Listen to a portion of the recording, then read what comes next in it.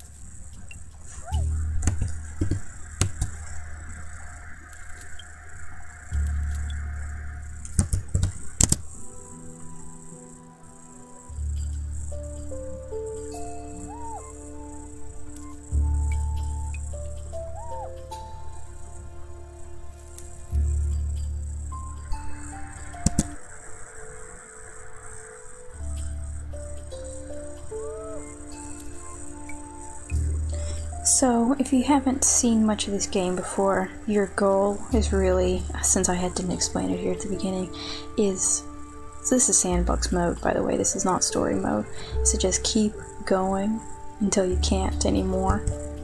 And through these little genetics here, these genes, you can breed different results from your pairings.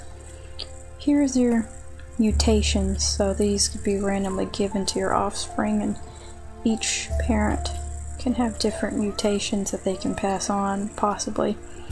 But there's also these here that they're more likely to pass on, and when you're doing your little breeding projects, you have to be mindful of your immunity, because if they come out with the same 2 letters, the babies will be sick and have a harder time in the world, and could come out with things like blindness, and that is just no fun for anybody.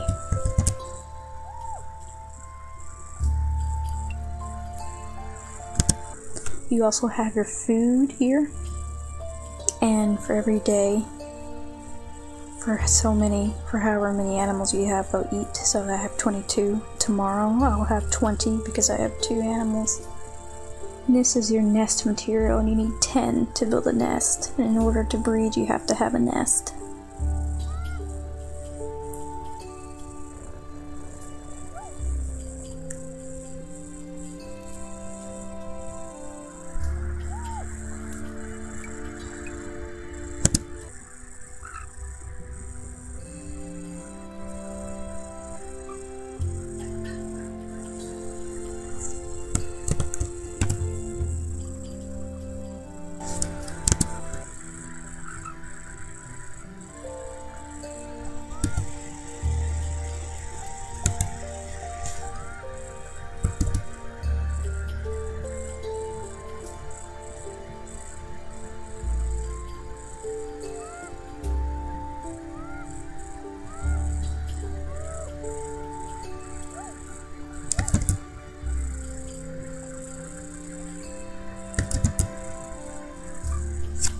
Looks like one of our babies got stripes.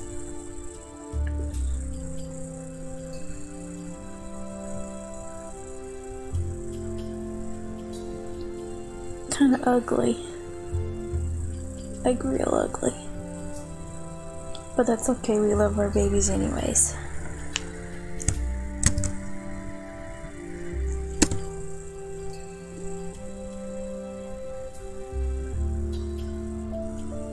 See here, this one isn't related, so I'm not quite sure how to name an unrelated animal.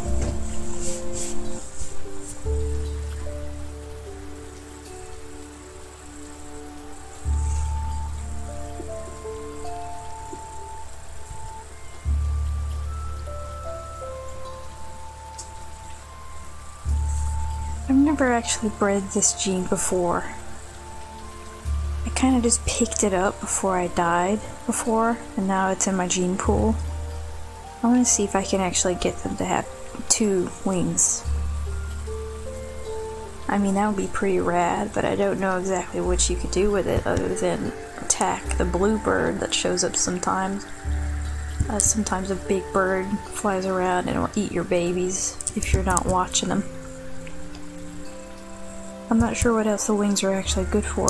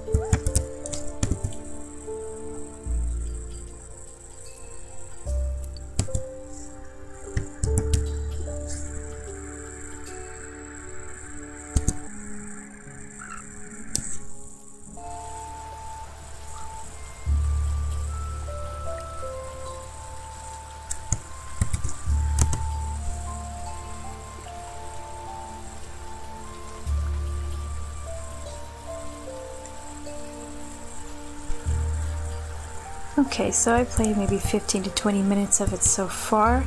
Let's take a look at our gene pool to see how it is coming along. So, started out up here, B1, A1, pretty solid. Got us a brown fella with a wing and a nice dark brown lady with horns, and they both got the ugly face. And the normal medium-sized tails. So, let's go through them, see how it's changed so far. A2, wings, horns, brown. A little bit of a different brown than the parents. A3 is very similar but covered in these hexagonal gray spots and has a spiky body. Kept the wing and the ugly face. Oh, and you can also see here, unrelated. She came in and added to the gene pool because we needed some more different immunity letters. And that's where these spots are coming from. This girl's got some pretty blue eyes. Wish you could just zoom in real close and stare into those beautiful, unfocused eyes. B2, pretty plain. B3, spiky body. B4. B4 is really just the ideal out of these first batch of babies here. Got the spike body, has the stripes which offers some nice camouflage. Got one wing here. Got the horns and the ugly face. Kind of a jaundice looking fur color. Yep, that's the ideal. And this one's pretty cute. I really like this one, except that these spots.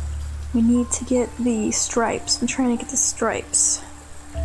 But because we're adding to the gene pool right now with this unrelated member who's covered in spots, it looks like the spots are overruling any chance of getting stripes. Well, that is our roll call, 15 to 20 minutes in. What a beautiful little family of mixed-matched critters with underbites. So, our group going to the next island, which is going to be an island that should be similar to this one in difficulty. It's gonna be all female, sadly. All the dudes died. So, I'm gonna have to remember where we left off. B5, we left off on B5. Alright, let's see our new home. Bye A10, rest in pieces. Okay, let's get a good look at where we're at. Okay, this island is huge. This island is absolutely gigantic. Oh, there's a lot of different places you can go to on this one. On the Wikipedia page, it read that the south is always where you come from. The left goes to an easier island. The right is supposed to go to an island that is similar in difficulty. And the north is supposed to be harder. As you can see with all these glorious Halloween decorations. But this looks like a more difficult island to me.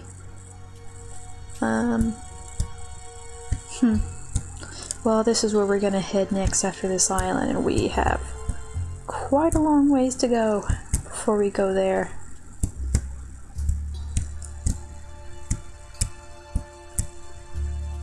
With our group of lesbians here. Okay, let's go, lesbians. Let's do this. Oh boy.